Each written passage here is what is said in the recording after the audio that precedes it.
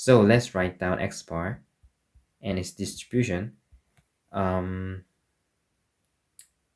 and it's known that if we suppose central limit theorem already, it follows um, the mean of population mean and standard deviation of standard deviation divided by root n, which is the number of uh, sample size.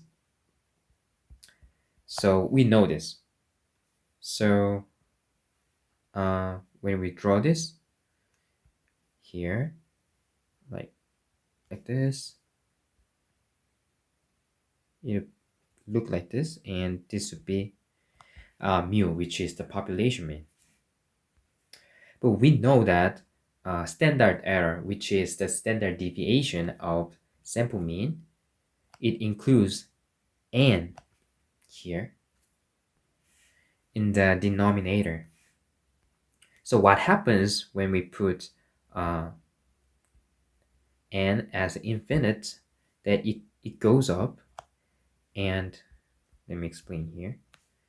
This part getting bigger and bigger, and it makes the whole part, which is the standard deviation of sample mean, like getting smaller and smaller. So in theory, like theoretically, it'll go zero because the denominator will like go infinite.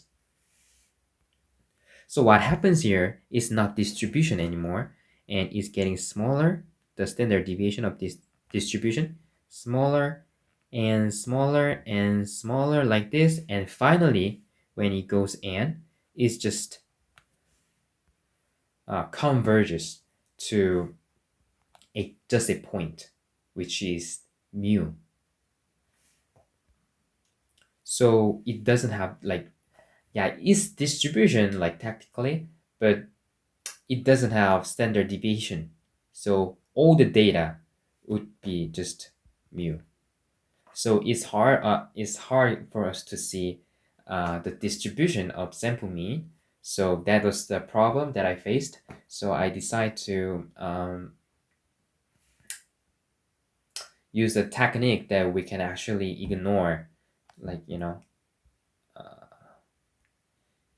like square root n, like getting bigger by scaling. So let's take a look what it actually means.